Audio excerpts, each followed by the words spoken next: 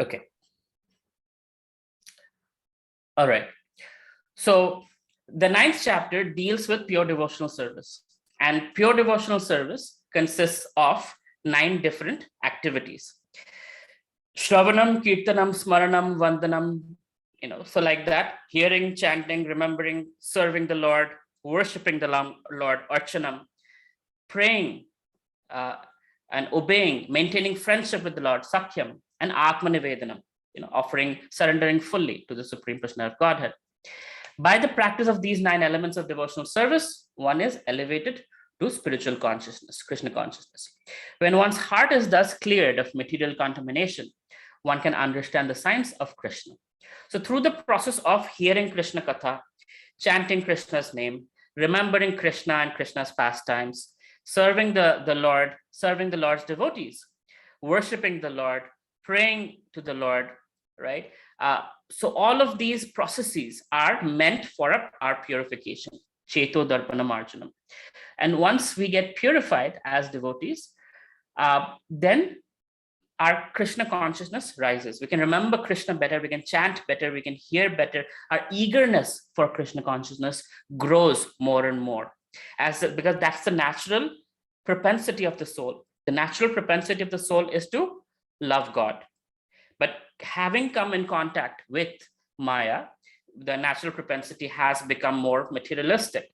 So when we hear Krishna Katha more and more, it's like magnetizing an iron bar, right? You take a magnet and you rub against it in one direction, and the iron bar starts showing magnetic properties.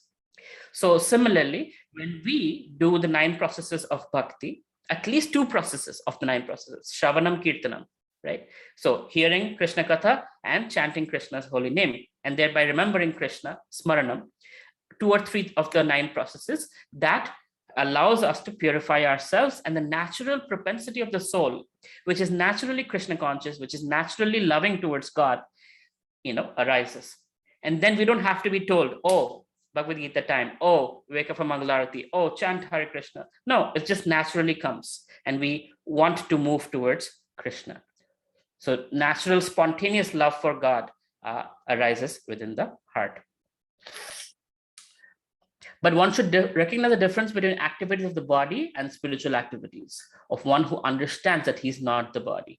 So a devotee and a non-devotee might be doing the same thing, going to office, running a business, maintaining a family and all that. But a person with Krishna consciousness and a person without Krishna consciousness looks like doing the same activities, but the consciousness is different. One is doing it for selfish purposes, not in a bad way. It's like my family, my this, my that, my body related consciousness. And the other one is spiritual consciousness. Oh, Krishna has given me a wonderful family, I should take care of them. Oh, Krishna has given me knowledge and abilities, and I should use that in service to God and in service to humanity, right? Doing what my duties are as a software engineer, as a doctor, as an entrepreneur, as a whatever else. So 2 different consciousness, but apparently looks like doing the same activity, right? Like cooking, a person cooking in the restaurant and the mother cooking for her child looks like the same activity. Both are cooking, but one has love in her heart and cooking with a lot of devotion for a child, and the other person is cooking for money. It's a commercial endeavor, right? They look the same, but they're not the same in consciousness. So in the 7th chapter, we have already discussed the opulent potency of the Supreme Personality of Godhead, his different energies, the inferior and superior natures. Inferior nature is material, superior nature is spiritual. And all this material manifestation. Now in chapter 9, the glories of the Lord will be delineated. The Sanskrit word anasuyave in the verse is also very significant. Generally, the commentators, even if they are highly scholarly, are all envious of Krishna, the Supreme Personality of Godhead. Even the most erudite scholars write on Bhagavad Gita very inaccurately because they're envious of Krishna. Their commentaries are useless. The commentaries given by the devotees of the Lord are bona fide. No one can explain Bhagavad Gita or give perfect knowledge of Krishna if he's envious. One who criticizes the character of Krishna without knowing him is a fool. No such commentator should be very careful. So such commentators should be very carefully avoided. For one who understands that Krishna is the Supreme Person of Godhead, the pure and transcendental personality, these chapters will be very, very beneficial. So these are a little harsh statements that or might seem harsh, but they're truthful. In fact, this is actually in the Bhagavatam. So Prabhupada is not again giving his own opinion. He's giving something that's given in the Bhagavatam. And the exact verse says it this way. He says, milk and milk that is tasted by a serpent or a snake, a poisonous snake, looks the same. But one is beneficial to health and the other one is poison, although they look the same. So similarly, Krishna Katha, hearing it from a devotee who is positively inclined towards Krishna versus those who have envy towards Krishna, who talk about Rasa Leela in negative terms, who talk about Krishna in negative terms. Oh, he was just a man. Oh, he was just a playboy. Oh, he was just this. Without understanding that this is the Supreme Personality of Godhead, seeing the apparent things from a human perspective, such people's commentary is detrimental to one's spiritual life. In fact, it's spiritual suicide to hear Krishna Katha from such personalities. Now, they might be very, very erudite. They might be scholarly. They might be speaking at Harvard and Oxford and all of that. Like people like Devdutt Patnaik, I'm just naming him because I really appreciate how he speaks, but I really don't appreciate how misinformation he gives, right? He talks about, anyway, I'm not going to even talk about what he talks about, but a lot of speculation, a lot of garbage, but sounds very nice. And it can be an entrapment. So poisonous, right? Milk touched by the tongue of a snake, poisonous, versus milk that is pure, looks the same. So it can be sounding very nice and one might be like, oh, that is so nice, but it's misinformation, speculative, and coming from a heart that is not filled with love for Krishna, and thus it cannot benefit us. And more importantly, that's why the disciplic succession has been created by Krishna. That's why in chapter 4 he says, to get this knowledge, you have to get it in Guru Shishya Parampara. It cannot be somebody just comes and says, okay, I'm a guru now. You know what? I have a beard, I have a this, and I have a saffron clothes, and I have, I look weird, so I am a guru. And you're going to listen to whatever I say because it sounds cool. No, that's not how spiritual knowledge or any knowledge really. I mean, if you go to a university, you're learning physics. Why are you learning physics from Einstein and Newton and their discoveries? Because they have proven something. They have certain qualifications. They have showed experiments that this is how it works. So these acharyas have proven through their achar, through their activities of this Krishna consciousness works. This Bhagavad Gita knowledge, Srimad Bhagavatam knowledge works. It's absolutely doable even in Kali Yuga. Right? So we should go with people who are examples, who are in the disciplic succession, rather than those who are speculative and, we can say, envious of Krishna. Bhagavatam says it, so don't feel bad. It's just a cautionary statement. There's so many people cheating in this religious phase, so we should be careful. Now, chapter 9, text 2. Somebody wants to read the Sanskrit?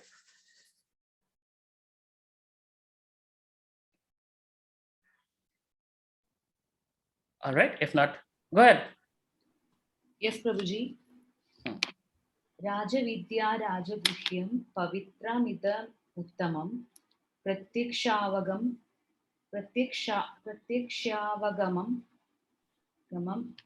Dharmya Susukham Kartum Avyayam. This knowledge is the king of education, the most secret of all secrets. It is the purest knowledge, and because it gives direct perception of the self by realization, it is in the perfection of religion. It is everlasting and it is joyfully performed. So Krishna is giving a little prelude, more prelude, that this knowledge, chapter 9, is a secret of all secrets. It's the purest of knowledge. And because it gives direct perception of self-realization, right? I'm not this body, I'm spirit, soul, part and parcel of Krishna. It gives the perception. It's not theoretical knowledge. It's actually giving us that perception of what it is. So it is the perfection of all religion. It is everlasting and it is joyfully performed. All right. It's a long purport to it. So let's get to the next verse.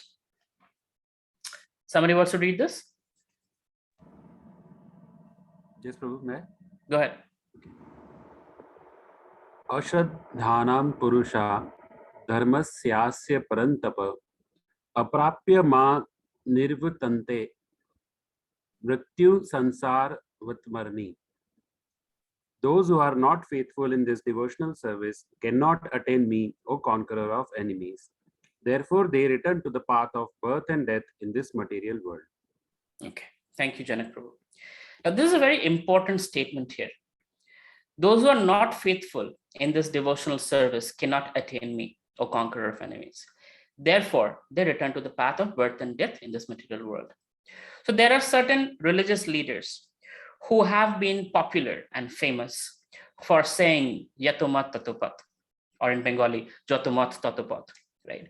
And that basically means, oh, there are different paths to the same enlightenment, right? Somebody is going through the path of causing harm to humanity and expecting 72 virgins. Somebody is, living a life of balance, of yoga, of not harming any plants, humans, animals, right? Versus another person who's like atheist, going in another direction. So according to such populist theories, all paths lead to the same God. And the answer is no, that's not true. And I guess I can be very open about it. It was said by Ramakrishna Paramhamsa. So I grew up in Ramakrishna Mission environment. I grew up in that mode. And one thing good it does, it allows you to appreciate all different paths of religion. And that's nice to be being in a secular country, to have that kind of a mindset. But from a purely spiritual perspective, it is also misleading, because it cannot be, that all paths, you wear your devotional service is killing people, and somebody else's devotional service is just watching Netflix and whatever, and somebody else's devotional service is worshiping and chanting and hearing and whatnot, and they all lead to the same place. No way. So Krishna in this verse and many other verses refutes that statement, that whatever you do, that's what you attain. Your karma and your desires lead to your destiny and your destination after this birth. It's not whatever you do nonsense throughout your life and you expect to go to the same place. No, it does not work like that. And that's what the Bhagavad Gita says. It's not my statement. I'm not trying to be close-minded or anything fundamentalist. Please don't think like that. It's Krishna's words. So those who are not faithful in this devotional service cannot attain me. O conqueror of enemies, therefore they return to the path of birth and death. So attaining Krishna means no birth and death. Punarjanma na vidyate. He said, Janma karma me devyam yo janati tatvatah tyakta devam punarjanma na vidyate. So once you leave this body, knowing me, knowing my appearance and disappearance on this planet, no more birth and death for you. So, but those who don't follow that process, for them, there's birth and death. Even those who are Indra, Chandra, Varuna, Surya, demigods, for them also there's birth and death, right? Because they've taken that path. They have done sacrifices. They have done Ashwamedh Yagyas to be qualified to go to those places and become such great personalities that they are. But as great as they are, they have to take birth again as human, and they will be given another opportunity. And only if they take bhakti, devotional service, will they have access to Vaikuntha, or the Lord's abode, Goloka Vrindavan. Otherwise, birth, death, old age, disease, birth, death, old age, disease, Swargaloka, Bhumandala, Naraka, wherever you want to go, up, down, middle, you just keep moving around the material universe, right? Okay, I'll pause here and see if there is any questions so far, because I have said some controversial things, and I would love to clarify if there are any concerns or questions regarding that.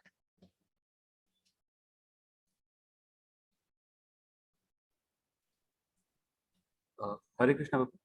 Hare Krishna, Janak Prabhu.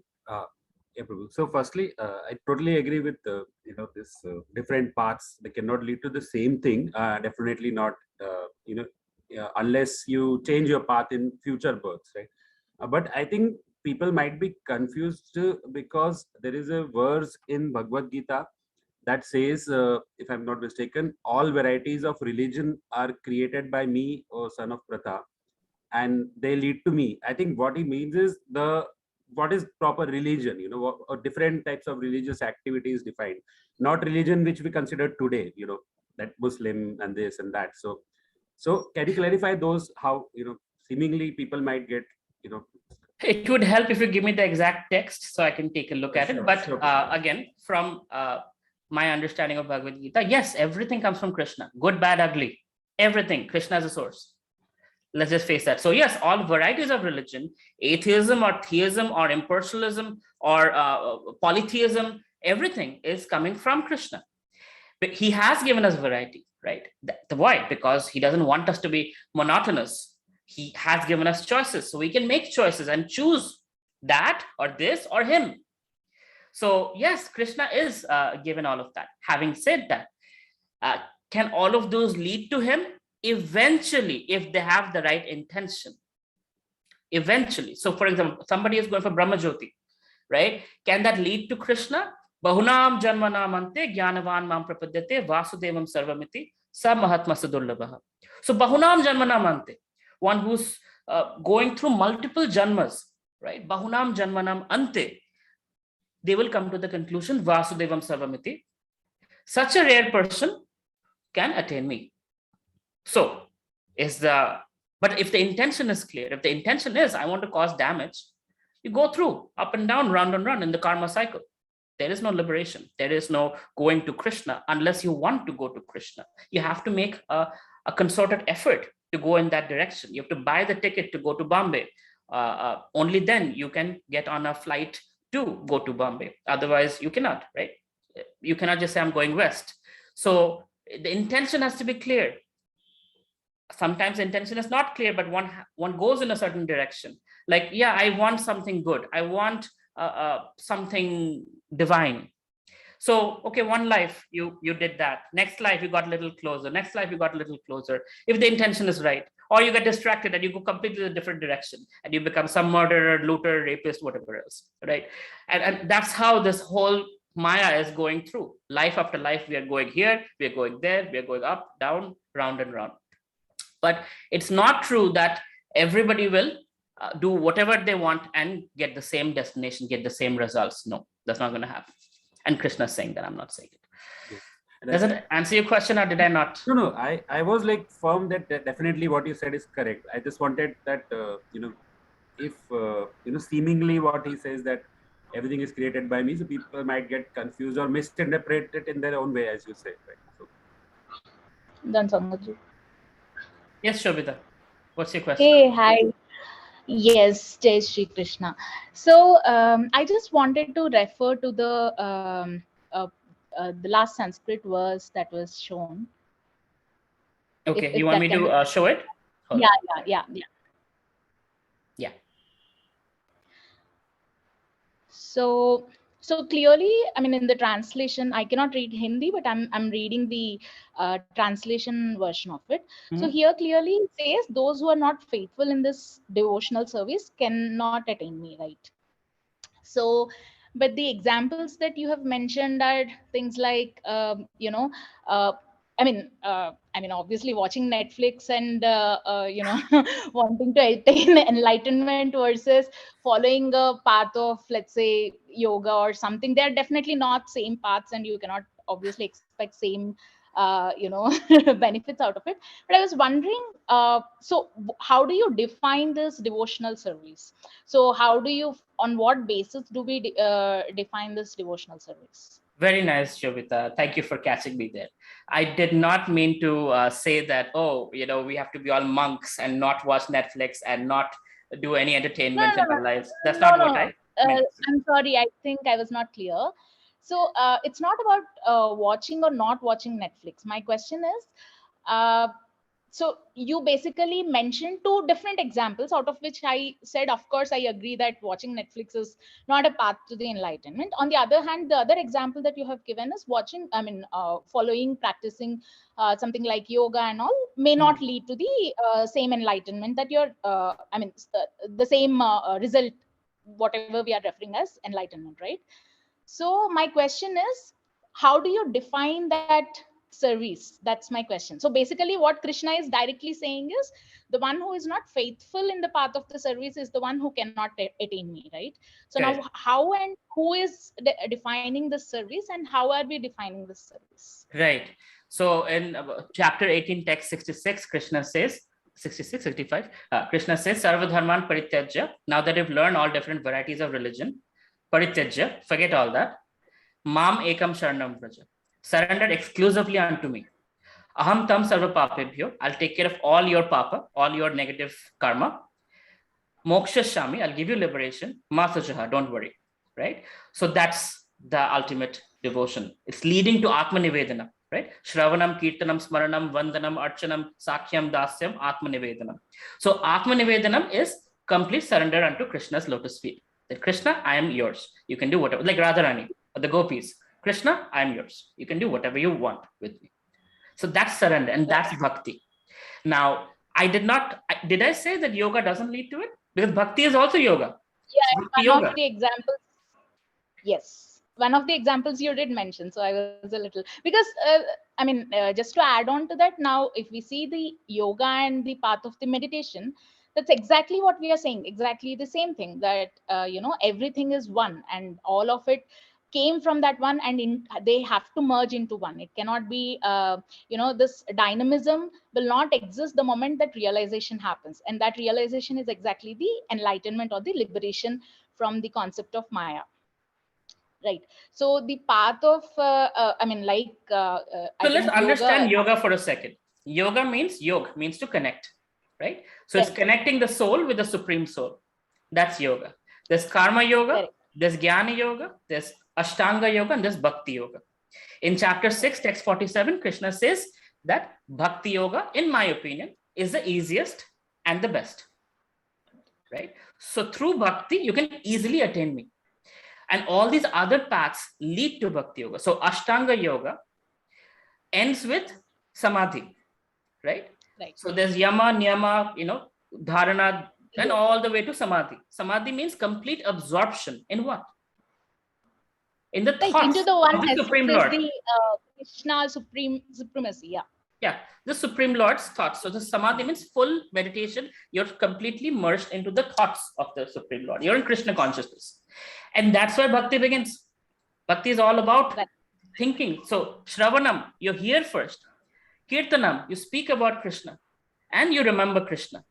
And the more you do it, the more you can remember Krishna. Every little thing can remind you of Krishna. A peacock feather can remind you of Krishna. A sunset can remind you of Krishna. Sun down can remind you. A moon can remind you of Krishna. A little flower can remind you of Krishna. Everything. So the more Krishna conscious you are, the more you see the world around through the lenses of Krishna consciousness.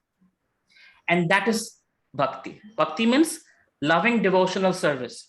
When you love someone, like the bird that broke its leg, right? Our little Sakhi. So yes. I could feel the pain you were feeling, seeing your little bird, hurt so much. Now, every time you see another similar species of bird, you think of Sakhi, don't you? So similarly, when we see Krishna, because he's created everything, any good thing, we're like, oh, wow, Krishna is so beautiful. We see a good looking person, like Krishna must be so beautiful, right? So that consciousness goes through. So that is bhakti. And is devoid of selfishness. So there's bhakti and there's unalloyed bhakti. Alloy, different metals come together. It's not pure. But if you see pure metal, that's unalloyed. So bhakti can be mixed with karma, jnana, ashtanga, and all of those things. Like I like this and that and this and that and this and that. But Krishna likes exclusivity. Krishna is very much into exclusivity. He's like ananyas chintayantumam. Don't think of anything, just think of me. Right? He's like a obsessive boyfriend. He's like, exclusively think of me. Don't go to demigods. Don't go to this thought and that thought. Don't depend on anybody. Depend on me. I'll take care of you. I promise you I'll take care of you. Don't go anywhere else.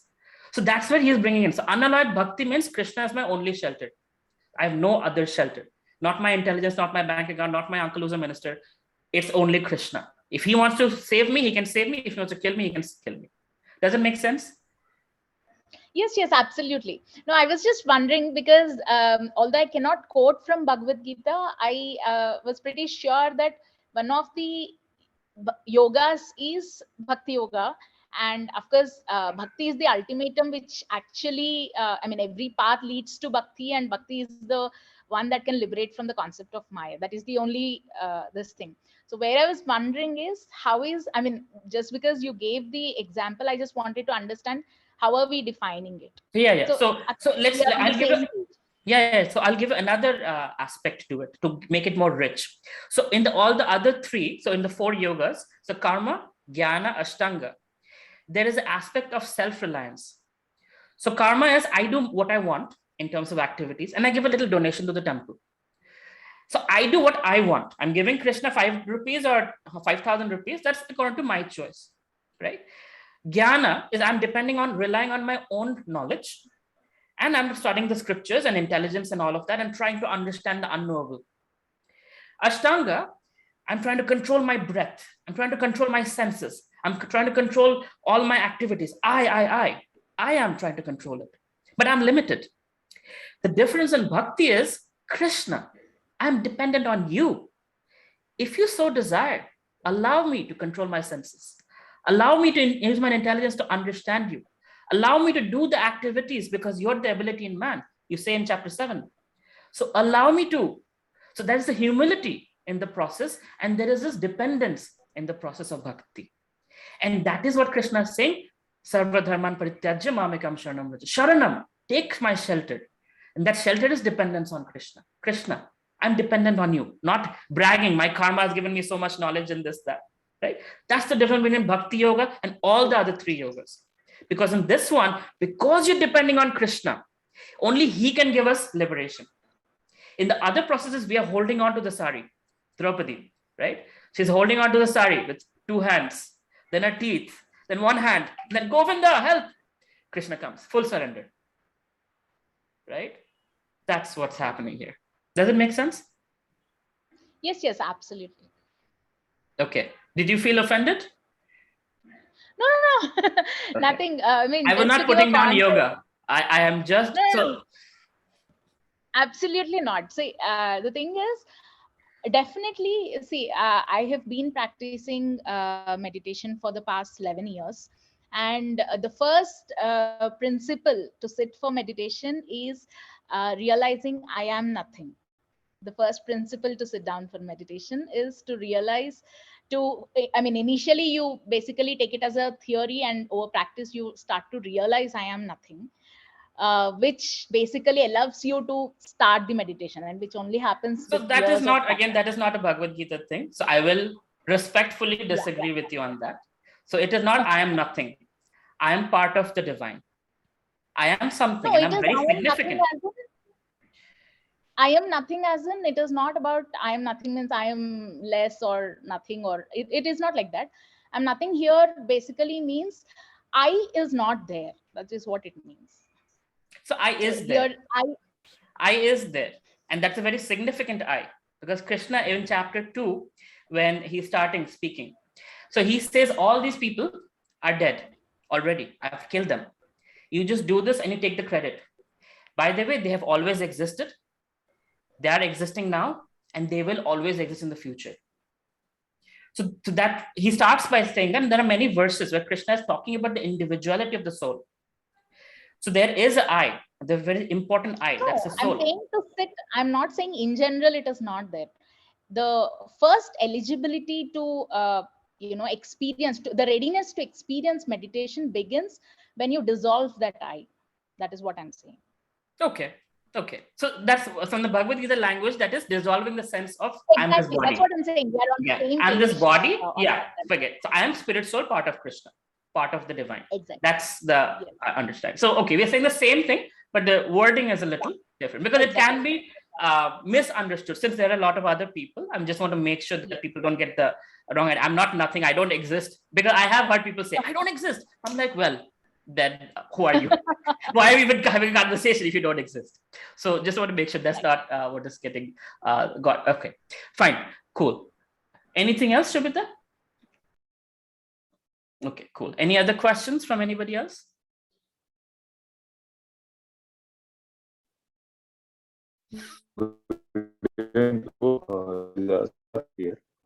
I'm not able to Hello. hear you clearly.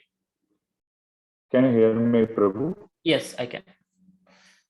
So I don't know, this is a relevant question regarding karma, but recently I have read the book from Sadhguru called Karma. He published a book regarding karma. So he says that whatever you do, it doesn't. If you should don't choose to accept the negative things which are happening to you, you are in a positive way.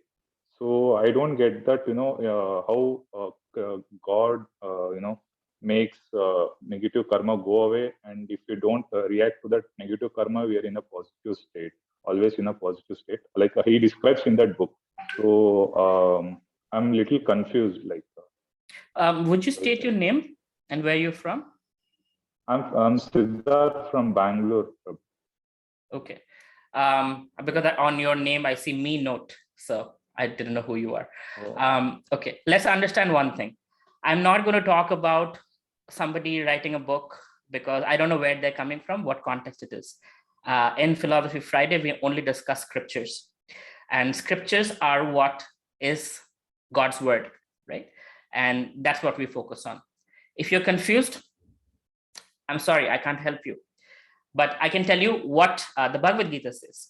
In Bhagavad Gita, Krishna is very clearly defining that karma, there's karma, akarma, and vikarma. So karma is activities within the Vedic system. There's action, reaction. There is vikarma, there is activities against the Vedic system, like slaughterhouses and things like that, which is high karma, highly negative. And there's akarma, but there's no karma. That means devotional service. Things you do in service to God, that is akarma. Now, as you do more and more devotional service, your karma, bank account, that is good or bad, both gets burned, right? That's what's happening here. So Krishna is clearing out all our past karma. So he says, aham tam sarva papebhyo. I'm taking care of all your papa, right? Moksha shami, I'm giving you liberation. You cannot get moksha as long as you have a baggage of karma. So Krishna's taking that karma baggage and throwing it off. And you are enabling Krishna to do that by doing devotional service. Does it make sense? Yes, Prabhu. Yeah, like you're saying that if you do a good karma, God helps us, and if we take into the shelter of God, He removes all our negative karma. No, I'm saying good karma and bad karma, both are karma and both have their good and bad sides. Okay. So understand this very, very carefully, okay? If you do good karma, what do you get? You get Janma, Aishwarya, Shruta, Shri.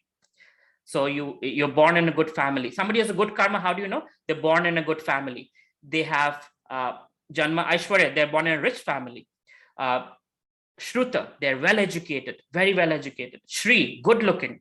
So these traits tell you this person has had a good karma in the past life. What happens because of these things? One gets proud.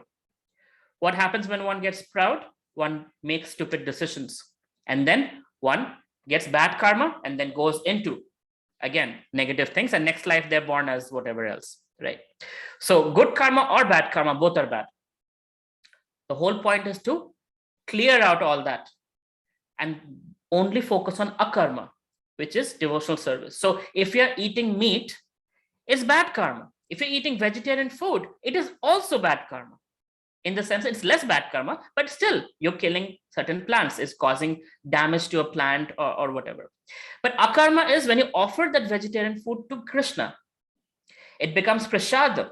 And when you accept that prasad, that doesn't have any karma. In fact, it has spiritual credits. So karma leads to material circumstances, good or bad. You do amazing good karma, you're born as a demigod. You become a Chandra, Surya, Varuna category. You do terrible karma, you go to the lower regions of planetary system, Naraka and whatnot. But those who do transcendental activities, which is beyond the material sphere, right? Anything connected to Krishna is transcendental activity. Whether it's prasadam, whether it's bhajans, whether it's devotional knowledge, whether it's stories or pastimes of Krishna, etc. Right? Any of those things are spiritual, where Krishna is connected. And where the Krishna is connected, material things, it supersedes material things. Where there's Krishna, there is no Maya. Just like when you turn on the light, there is no darkness. So when Krishna comes in, there is no Maya. So Krishna conscious activities come in, material activities get dissolved. The more Krishna conscious activities come into our life, more material karma gets dissolved. So thereby, lifetimes and lifetimes of karma gets dissolved. And Krishna says, even if you don't finish your devotional activity, in chapter 2, text 40, he says that, right? At least you will be born in a rich family, or in a pious Brahmana family, or if you're very exalted, you'll be born in a advanced devotee family, from where you can start off where you left off. And then eventually you can burn out the rest of your karma and come back to me. Does that answer your question? Yes, Prabhu, yes. Thank you so much. Most welcome. Janak Prabhu Singh, I was mistaken about the verse. The actual verse, as you mentioned, Prabhuji, is abandon all varieties of religion and just surrender unto me. I shall deliver you from all sinful reactions. Do not fear. Yes, that's right. Yeah. All right. Anything else? Okay, it's 8:32. Thank you very much. Srila Prabhupada ki jai, Srimad Bhagavad Gita ki jai. Hare Krishna, everyone. And my apologies if I offended anybody's feelings by saying some things about certain personalities, but we should be cautious. That was my only intention, not to hurt anybody, but to be cautious to get our knowledge from the right sources. Thank you very much and have a wonderful night. Hare Krishna. Thank you. Hare Krishna.